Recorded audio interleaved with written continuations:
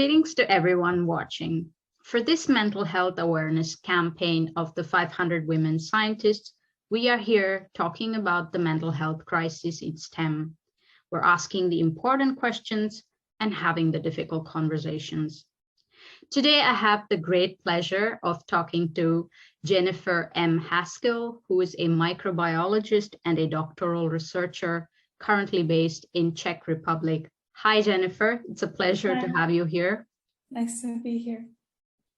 Could you tell us a bit more about your research and background? Sure. So my background is in environmental science and soils and chemistry, and my current project is working on microbial response, soil microbes, to climate change in the Arctic, specifically in southern Greenland. The experiment looks into increases in precipitation in the Arctic, shrub expansion, and as well as increased fire. So how microbes are changing their methane or carbon dioxide emissions accordingly.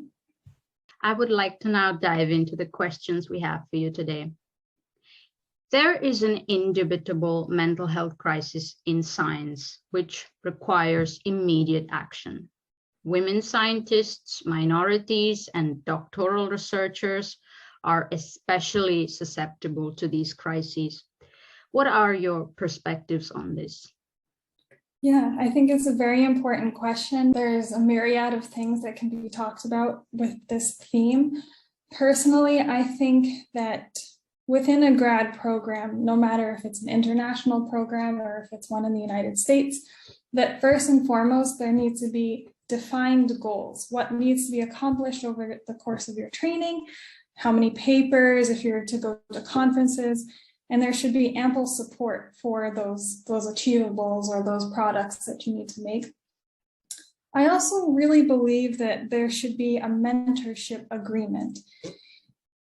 If it's not a formal process, I think that it should become one, because we as students, we know that our advisors and people in our groups, our graduate groups, are super busy. They wear multiple hats. They have to get funding, they have to do their own research, they have to be on committees, and you can expect that someone doing 5 jobs might not have the capacity to be a perfect mentor all the time. And that's why I think that there should be some sort of agreement, like we should meet this many times over the course of a month, at least, so the ground rules are already laid there. I also think that there should definitely be some assurance on the length of the program. I've met people that have been a graduate student for 7 years, and sometimes I feel that students are kept in the program longer than they should be, not by their own choice.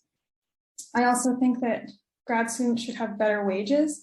There's lots of discrepancy in programs in the US versus international, but for example, sometimes we're not even paid much above the poverty line as grad students, yet we're supplementing that with our own teaching, we're taking courses, and we're doing research. So I think there should just be more knowledge about that and what the risk is in taking a job that is so low paying in some instances. And lastly, I think that there should be a bit more discussion about vacation time. Because you are effectively doing a job or multiple jobs, we need that assurance that we're going to have time for our own mental health and breaks and not be burdened with all of this all the time.